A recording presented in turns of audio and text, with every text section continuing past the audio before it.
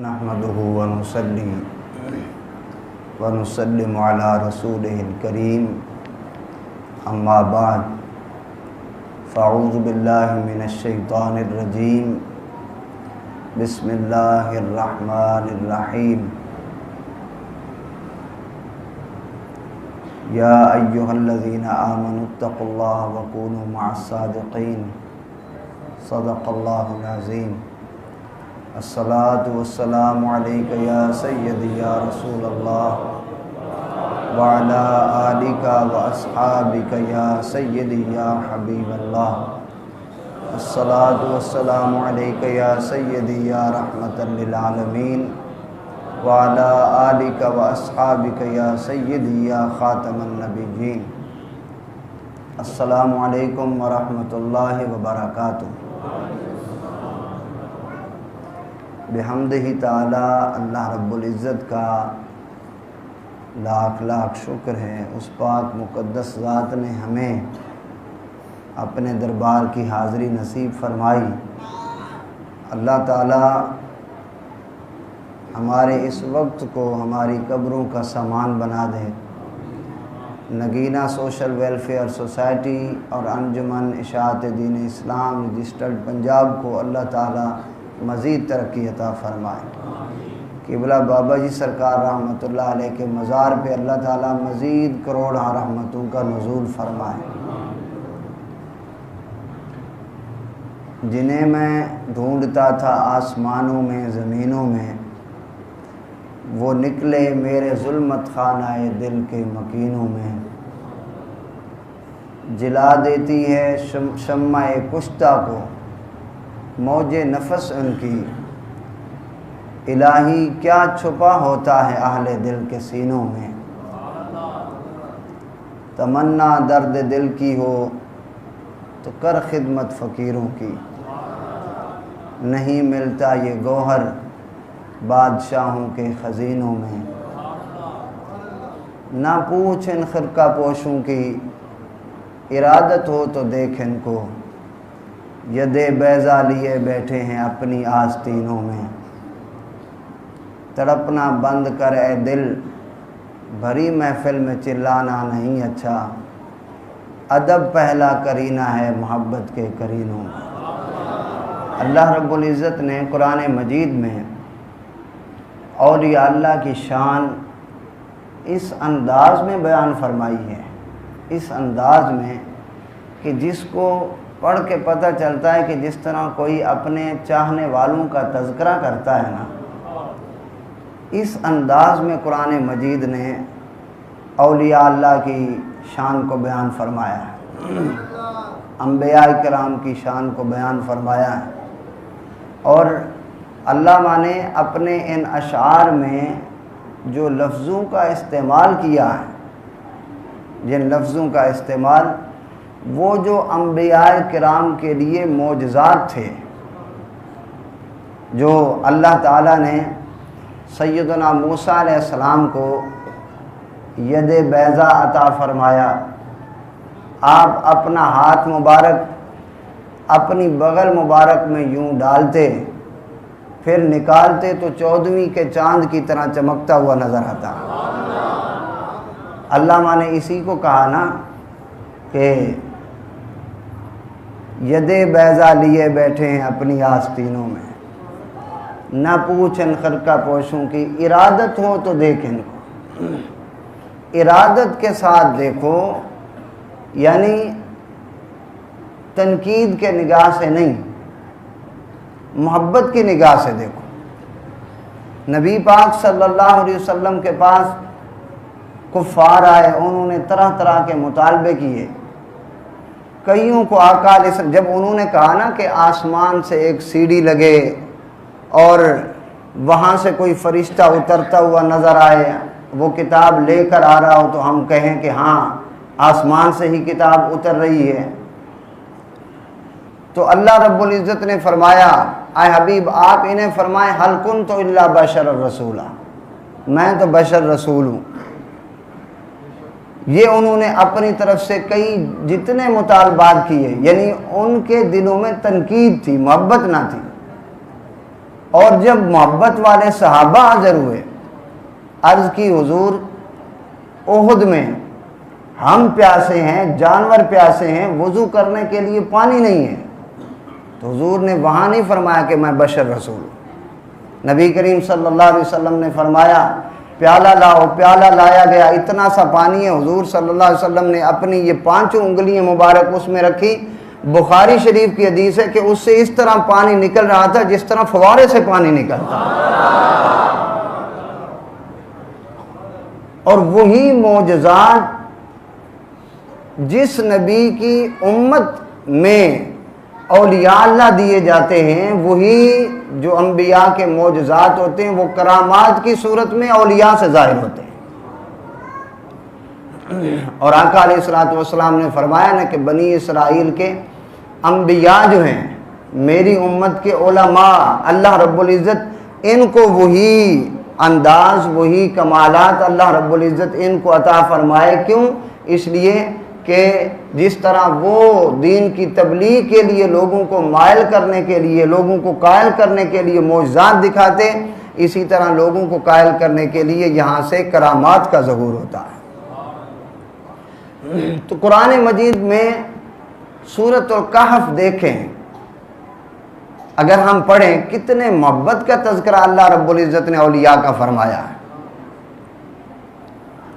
اللہ رب العزت نے ارشاد فرمایا ان اصحاب الکہف والرقیم کانوا من آیاتنا عجبا۔ اصحاب کہف کا واقعہ بڑا عجیب ہے۔ دقیانوس بادشاہ عیسیٰ علیہ السلام کے بعد بنی اسرائیل کی حالت بہت ابتر ہوئی۔ دقیانوس بادشاہ نے اپنے آپ کو سجدہ کرانا شروع کرا دیا۔ یہ 7 بندے بڑی محفل میں کھڑے ہو گئے۔ جب انہوں نے کہا کہ سجدہ کرو، انہوں نے کہا کہ فقالوا ربنا رب السماوات والارض لن ندعو من دونه الہا، ہم تو اپنے رب کو سمجھتے ہیں معبود جو زمین و آسمان کا رب ہے، اس کے سوا ہم کسی کو معبود تسلیم نہیں کرتے۔ بادشاہ نے کہا اگر یہ مجھے معبود تسلیم نہیں کرتے، مجھے یہ سجدہ نہیں کرتے، تو پھر جب اس نے گرفتاری کا حکم دیا، یہ بزرگ جا کے ایک غار کے اندر چھپ گئے۔ بادشاہ کو جب پتہ چلا تو اس نے اس غار کے اوپر دیوار تعمیر کرا دی تاکہ یہ باہر ہی نہ نکل سکیں۔ انہوں نے اللہ تعالیٰ کی بارگاہ میں دعا کی من لدنک رحمتا وہیئ لنا من امرنا رشدا، یا اللہ اپنی طرف سے ہمارے لیے رشد و ہدایت کا راستہ بنا دے۔ اب یہ اس غار کے اندر محفوظ ہیں، دیوار تعمیر ہو گئی۔ اللہ تعالیٰ کی بارگاہ میں انہوں نے جب دعا کی تو اللہ رب العزت نے اس غار میں ہی اپنے ان بندوں کی حفاظت کے لیے ان پر وصال طاری فرما دیا، ان کی حفاظت کے لیے۔ اب وصال کتنے عرصے تک طاری رہا؟ قرآن مجید فرماتا ہے 300 سنین وازدادوا 9، 309 سال تک، 309 سال تک اس غار میں رہے۔ اللہ رب العزت نے جو الفاظ فرمائے وہ جیسے میں نے پہلے عرض کیا نا، ایسی محبت اور رچاؤ کے الفاظ ہیں۔ فرمایا فَضَرَبْنَا عَلَىٰ آذَانِهِمْ فِي الْكَهْفِ سِنِينَ عَدَدًا، 309 سال تک وہ سوئے رہے، ہم ان کے کان اور سر پر اس طرح رحمت کی تھپکیاں دیتے رہے۔ یہ کیسے الفاظ ہیں؟ فَضَرَبْنَا عَلَىٰ آذَانِهِمْ، ان کے کانوں کے اوپر ہم نے تھپکیاں دی، فِي الْكَهْفِ غار میں سنین عددا، جتنے سال وہ رہے، 309 سال رہے، اللہ تعالیٰ کی رحمت تھپکیاں دے کے انہیں سلاتی رہی 309 سال تک۔ یہ تھپکیاں مل رہی ہیں، یہ اللہ کی رحمت کا انداز۔ دوسرا انداز قرآن مجید نے بیان فرمایا وَتَرَى الشَّمْسَ إِذَا طَلَعَتْ، جب سورج نکلتا تھا، طلوع ہوتا، تو اس کی تازہ کرنیں جو تھی وہ اصحاب کہف کے اس غار کی طرف جاتی، تو صبح صبح کی جو کرن ہوتی ہے وہ تھوڑا چبھن بھی اس سے محسوس ہوتی ہے گرمی کے دنوں میں، اور سکون میں بھی تھوڑا سا صاف ظاہر خلل آتا ہے۔ تو قرآن مجید نے فرمایا وَتَرَى الشَّمْسَ إِذَا طَلَعَتْ تَزَاوَرُ عَنْ كَهْفِهِمْ ذَاتَ الْيَمِينِ، اللہ تعالیٰ نے فرمایا جب سورج نکل کے اس طرف رخ کرتا تو میں سورج کو کہتا ذرا یہاں سے ہٹ کے۔ وَتَرَى الشَّمْسَ إِذَا طَلَعَتْ تزاور عن کہفہم، اس غار سے ذرا ہٹ کے، اور جب شام کو غروب ہونے لگتا تو بھی اذا طلعت تزاور عن کہفہم ذات الیمین واذا غربت تقرضهم ذات الشمال، پھر انہیں کہا جاتا کہ ذرا ان کی حفاظت کر کے ان کی طرف کوئی اس طرح گرمی کی، یعنی تھوڑی سی گرمی جو ہے وہ بھی ان کی طرف نہ جائے۔ پھر فرمایا وَقَلْبُهُمْ بَاسِطٌ ذِرَاعَيْهِ بِالْوَسِيدِ، اور ان کے کتے کو ہم نے ان کی غار پر 309 سال تک ان کا محافظ بنائے رکھا۔ اور یہ بھی ان کی عزت افزائی ہے نا کہ اسی کتے کو انسانی شکل میں جنت میں بھیجا جائے، یہ بھی تو انہی اولیاء اللہ کی حوصلہ افزائی ہو رہی ہے۔ اب جو بعد میں بادشاہ آیا اس کا نام تھا بید روس، اس نے دعا کی کہ یا اللہ، اب اس نے وہ جو پہلے تھا دقیانوس وہ اپنے آپ کو سجدہ کرواتا تھا، اس نے آ کے توحید کی تبلیغ کی۔ جب توحید کی تبلیغ کی لوگوں کے دلوں میں تو وہ پچھلی ریت جو تھی وہی رچاؤ تھا، اور وہ توحید سے ہٹے ہوئے تھے، شرک میں تھے، ان کی بات کو نہیں مانتے۔ انہوں نے بید روس نے اللہ تعالیٰ کی بارگاہ میں دعا کی یا اللہ کوئی ایسی نشانی دکھا دے جس سے پتہ چلے کہ ان سب نے مرنے کے بعد اٹھنا ہے۔ جب انہیں یقین ہو جائے کہ مرنے کے بعد اٹھنا ہے تب یہ اپنی آخرت پر فکر بھی کریں گے اور تجھے معبود بھی مانیں گے۔ تو اللہ رب العزت نے فرمایا لِيَعْلَمُوا أَنَّ وَعْدَ اللَّهِ حَقٌّ وَالسَّاعَةُ لَا رَيْبَ فِيهَا، فرمایا ہم نے اپنا وعدہ سچا دکھانے کے لیے کہ قیامت قائم ہوگی، اس تجربے کے وہ جو اللہ کے بندے نے دعا کی تھی اس کی دعا کو پورا کرنے کے لیے ہم نے 309 سال تک وصال دینے کے بعد دوبارہ اصحاب کہف کو زندہ فرمایا۔ اب جب یہ 309 سال بعد اٹھے، انہوں نے اپنے ایک بندے جن کا نام تھا یملیخا، انہوں نے آپس میں ایک دوسرے سے سلام دعا کی اور یملیخا کو کہا کہ جاؤ بازار سے روٹی خرید کے لاؤ۔ وہ بازار سے روٹی خریدنے گیا تو وہ سکہ وہ لے گیا جو 309 سال پہلے چلتا تھا۔ جب وہ لے گیا سکہ تو انہوں نے کہا نہ یہ بادشاہ نہ یہ سکہ چلتا ہے، نہ ہم نے یہ دیکھا ہے، تم کوئی فراڈ کرنے آئے ہو۔ انہوں نے انہیں حضرت یملیخا کو پکڑا اور وہ لے گئے بادشاہ کے پاس۔ جب بادشاہ کے پاس بات پہنچی تو بادشاہ نے کہا کہ وہ اس سے پہلے دوسرا بادشاہ ہوتا تھا دقیانوس، ہم تو اس سے بچنے کے لیے اس غار کے اندر آئے تھے اور ہم تو موحد تھے، ہم نے اس کو سجدہ نہیں کیا۔ جب اس بادشاہ نے یہ سارا ماجرا سنا تو اس نے کہا جو میں نے دعا کی تھی کہ یا اللہ کوئی نشانی دکھا دے، تو اللہ رب العزت نے نشانی کے طور پر تمہیں زندہ فرما دیا۔ اب اس بادشاہ نے اپنے ساتھ سارے درباریوں کو لیا، وزیروں کو لیا، مشیروں کو لے کے سب کو لے کے وہاں پہنچ گئے، اور جب وہاں پہنچے تو وہ ساتوں کے ساتوں اولیاء اللہ جو تھے وہ موجود تھے۔ انہوں نے اپنی ساری نشانیاں ظاہر کی، لوگوں کو یقین ہو گیا کہ یہ اپنے وصال کے بعد پھر اٹھے ہیں، اسی طرح اللہ رب العزت ہمیں مارنے کے بعد قیامت کے دن دوبارہ بھی زندہ فرمائے گا۔ اب جب یہ باتیں ہو گئی، ان کے سامنے بات واضح ہو گئی کہ اللہ رب العزت نے انہیں وصال کے بعد زندہ فرمایا ہے، تو اللہ رب العزت نے ان ساتوں اولیاء اللہ کو دوبارہ وصال عطا فرمایا، ان سب کا وصال ہوا۔ جب وصال ہوا تو قرآن مجید ارشاد فرماتا ہے یتنازعون امرهم بینہم امرهم، لوگ آپس میں ان کے بارے میں تنازع کرنے لگے۔ بعض نے کہا کہ یہاں پہ جہاں ان کے مزارات ہیں ان کے اوپر ہم اوپر سے ایک کمرہ بنا دیتے ہیں، یعنی مزار جو اوپر سے کمرہ بنایا جاتا ہے، گنبد بنایا جاتا ہے۔ انہوں نے کہا فقال ابنوا علیہم بنیانا، ہم یہاں پہ ایک کمرہ بنا دیتے ہیں۔ قال الذین، اب ان کا تنازع ہوا، ایک نے کہا، ایک گروہ کہتا ہے کہ بنانے کی ضرورت نہیں، دوسرے نے کہا کہ نہیں بنا دو۔ اب ایک گروہ غالب آیا جنہوں نے کہا کہ ان پر کمرہ بنا دو، تو قرآن مجید فرماتا ہے فقالوا ابنوا علیہم بنیانا، ان کی قبروں کے اوپر انہوں نے ان کا مزار بنا دیا، وہ اس وقت بن گیا۔ پھر قرآن مجید فرماتا ہے قال الذین غلبوا علی امرہم لنتخذن علیہم مسجدا، انہوں نے کہا یہ مزار بھی بن گیا، اس کے ساتھ ہم مسجد بھی بنائیں گے۔ مزار بھی بنایا، مسجد بھی بنائی۔ یہ مزاج اللہ والوں کا اسی وقت سے چل رہا ہے کہ اللہ والوں کی قبروں کے اوپر مزار بھی بنایا جاتا ہے اور ساتھ مسجد بھی بنائی جاتی ہے۔ یہ سورۃ الکہف کی پوری آیت، یہ جو رکوع ہے اس کے آخر میں یہی الفاظ لنتخذن علیہم مسجدا، اس کا مطلب کہ اولیاء اللہ کے مزارات پہ یعنی ان کی قبروں کے اوپر یوں گنبد بنا دینا یا کمرہ بنا دینا، یہ اعلیٰ حضرت امام احمد رضا خان رحمۃ اللہ علیہ نے آ کے کوئی رواج نہیں ڈالا۔ اعلیٰ حضرت کی پیدائش تو 1856 میں ہے، 100 سال، 1 صدی ایک گزری ہے اعلیٰ حضرت کے وصال کو، تو جن کو 1 صدی گزری ہے، کیا نجف اشرف میں انہوں نے جا کے مزار بنائے تھے؟ کربلا کے مزار امام احمد رضا خان نے جا کے بنائے تھے؟ سید معین الدین چشتی اجمیری رحمۃ اللہ علیہ کا مزار اعلیٰ حضرت نے جا کے بنایا تھا۔ حضرت داتا گنج بخش رحمۃ اللہ علیہ کا وصال 465 ہجری میں ہے، کیا داتا صاحب کا مزار امام احمد رضا خان نے جا کے بنایا تھا؟ انہوں نے نہیں بنائے، بلکہ قرآن مجید فرماتا ہے قالوا بنوا علیہم بنیانا لنتخذن علیہم مسجدا، اصحاب کہف پر مزار بھی بنا ہوا تھا، مسجد بھی بنی ہوئی تھی۔ رہا یہ کہ اعلیٰ حضرت نے کیا کیا ہے، اعلیٰ حضرت رحمۃ اللہ علیہ نے وہ جو لوگوں کے ان کردار میں اور مزارات پہ جانے کے انداز میں طہارت ختم ہو رہی تھی، اعلیٰ حضرت نے اسی طہارت کو دوبارہ سے زندہ فرمایا، اور اعلیٰ حضرت نے یہی فرمایا کہ مزار پہ جانے کا انداز کیا ہے۔ حضرت داتا صاحب رحمۃ اللہ علیہ کے مزار پر ہم اگر جاتے ہیں تو مزار پر جانے کا انداز بھی وہی ہونا چاہیے جو داتا صاحب رحمۃ اللہ علیہ نے خود فرمایا، جو اعلیٰ حضرت رحمۃ اللہ علیہ نے خود فرمایا۔